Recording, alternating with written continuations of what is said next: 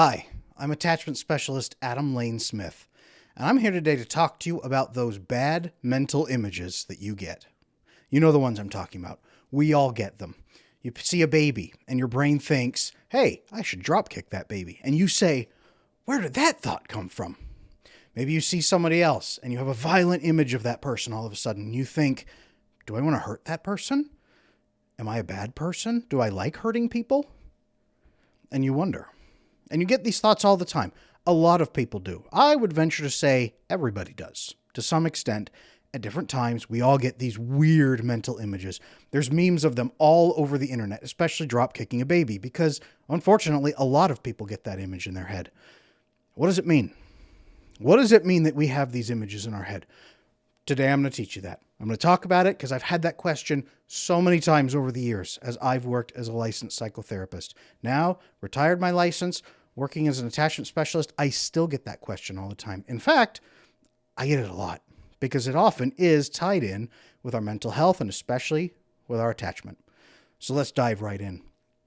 What are those images? Where do they come from? You've never drop kicked a baby, I hope. I hope nobody watching this has drop kicked a baby. If you have, turn yourself in. Most likely, though, none of us have, because that's an evil action. That's a terribly evil action. It's one of the worst things we could possibly imagine coming out of that scenario.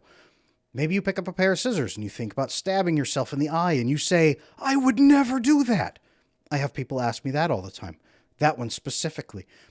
There are so many mental images, so many of them, and some of them are violent, some of them are sexual. You look at a person and you imagine graphic sex acts with that person, or that person engaged in some crazy behavior. I get that question a lot too. Why do I keep having these images? There's a couple pieces here. Number one, we are in a culture where we are saturated with violent and sexual images. You can't walk down the street and look at billboards or look at sign windows without seeing graphic sexual images of some type.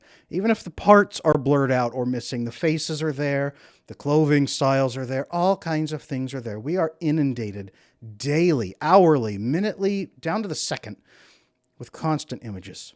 Constant images. If you get on Reddit at any point, I don't know that I recommend it because there's good and bad there, but if you get on there, there's endless commercials for games, mobile games, usually puzzle games, and they have graphic sexual videos depicting women with butts larger than a car in very little clothing, let's just say. It's horrendous. You have to skip past it very quickly if you don't like graphic sexual images, I suppose I should say.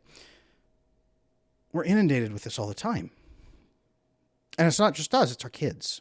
Little kids. Even as little kids, people are inundated with sexual images. From the moment you're born, you start looking around at things, there's sexual images. And yes, hopefully your parents try to pull them out of your view as fast as possible, but they're there.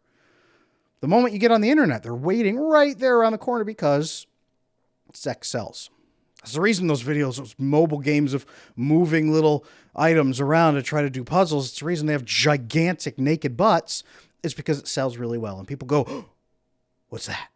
Because it jumps back to our brain, our primal, toward the inside and the back. Jumps back to that brain that says, I like naked butts, and I like violent stuff. That's cool. Explosions are awesome. And our brain loves it. And it pounds all different kinds of chemicals, especially dopamine, but serotonin, everything else, all kinds of chemicals. And we get that all the time. All the time. So those images are in our head all the time. And our brain is always one moment away from remembering them. It has all these images. And if you are a man, especially, who watches porn all the time, you are used to seeing, hey, look at that woman's face. I'm getting ready to see her vagina. That's how porn works. And it's how it starts wiring your brain. Hey, I wonder what her other parts look like. There's her face. What else does... And your brain starts saying that. Your brain starts saying, well, if I see a woman, I'm probably going to see her naked and see her doing all kinds of things. That's what the brain says. Does that go to bed? Well, in this case, if it's bothering you, it's probably bad. Same with graphic, violent images. The brain starts thinking, hey, all those things I've seen in all these movies and all these videos and everything, we are inundated with violent images also. And our brain picks up on those. And it learns to just kind of think about them all the time. This isn't as much a problem when your brain is calm. When your life is calm, when you're relaxed, when things feel good, when you're at peace, when your brain is not agitated, when you're at zero anxiety and stress level, when your brain is just smooth, it's not as much of a problem. When your brain is amped up, when you're anxious, when you're stressed, your brain is making all these rapid connections and desperately trying to jump around to solve your problems. And it also starts jumping out with those associations a lot more. It starts pumping out those images.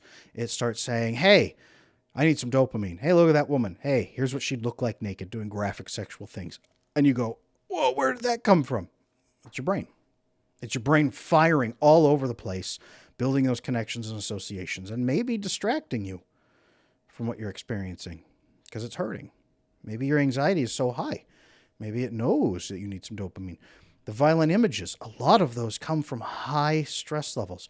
I've had female survivors of sex assault and rape, even childhood sexual assault and rape. When they have their own children, they're changing their baby's diapers and they start having graphic images of them doing terrible things to their child. And it hurts them emotionally to even have those images. And they can't stop and they hate it and they're afraid of what it means. And they would never do those things, but it's in their head. High stress level. High stress level coupled with bad associations starts feeding all these images in of what's the worst thing that could happen right now. What's the worst thing I can imagine right now? What are all the awful scenarios I can imagine right now? What are some random misfires in my brain of weird associations that are associated with stressful things? Man, it scares those women to death, and it scares a lot of us to death when we have these weird things because we say, what does this mean? Is this what I want? Do I want to stab myself with scissors? Do I want to drop kick that baby? No. No, but you're saturated with it day in and day out. Every day of your life, you're saturated with these images. And then when you're stressed, your brain can't stop making associations that would also stress it out and making these connections. The fix, well, number one, start removing some of those things from your environment. The less sex and violence you have experienced in your daily brain viewing, the less of those images are going to be recent. If you're viewing porn every single day for an hour a day, odds are good your sexual images is going to go up. If you don't view it at all, ever, and you go that way for a year, 2 years, 5 years, 10 years, odds are good it should decrease as long as you're also managing your ongoing stress levels. A lot of physical activity helps with this. Prolonged physical discomfort is what I call it. Tai Chi, martial arts, yoga, running, jogging, progressive muscle relaxation, just working out, exercising, lifting weights, doing jumping jacks, all kinds of things, cold showers even. This is why cold showers work, is because it shuts down the emotional side of the brain, over here, the right side. It starts diminishing the frenzy of activity on the emotional brain. As your brain says, something's going on with my body, I need to take care of it to make sure I'm safe and okay. It diminishes the emotional spiking, which decreases that rapid frenzy of movement across your brain, which decreases the frequency and severity of those weird images that you get. If you're getting those weird images all the time, odds are good that's a red flag to you that your stress level is high. Your stress level is probably very high, and that's why your brain is having those crazy misfires and all those weird images very often. So when I work with people on fixing this, and when I have worked with people in the past, it's decrease the stress level, be more intentional about the images that you're putting in your brain. Decrease your stress level on purpose every single day in multiple ways.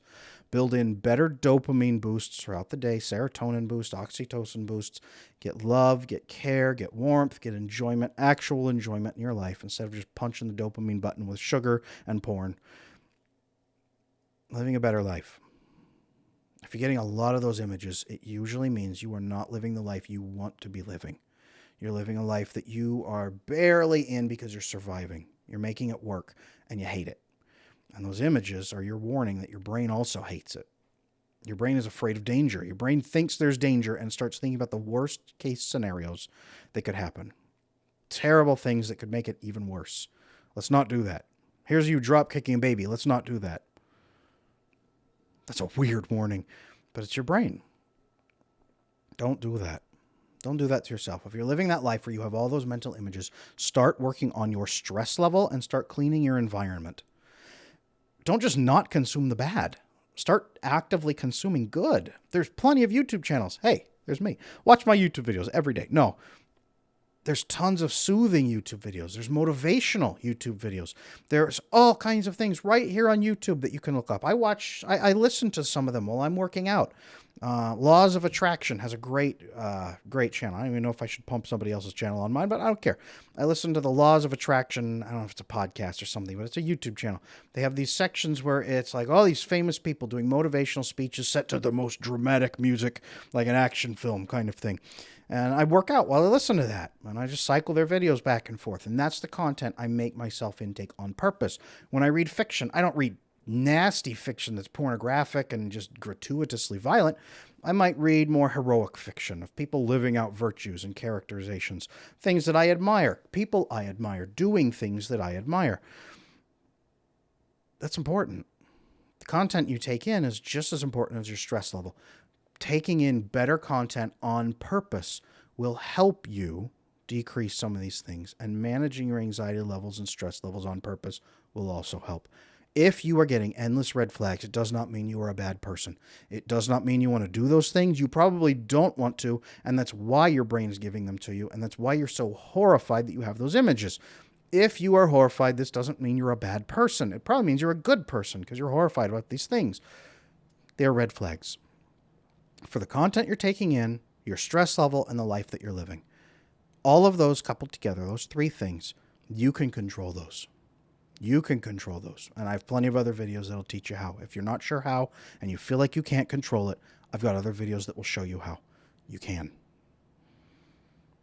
That's how you manage those bad mental images. Thank you for watching. If this has been helpful, please like, comment, subscribe. Leave me a comment that says, hey, Adam, yeah, I get those images. You don't have to tell me what they are if they'll bother you. But you can say, yeah, I get those stupid images. Thanks for showing me how not to do it. Great. That's fantastic. Thank you for watching. You supporting this channel makes sure everybody else also gets to hear it. When my numbers go up, everybody else starts hearing about it. And the more people that can help get help for these images, the more we all know that these images don't mean you're a bad person, the more we can all relax. Thank you. Until next time.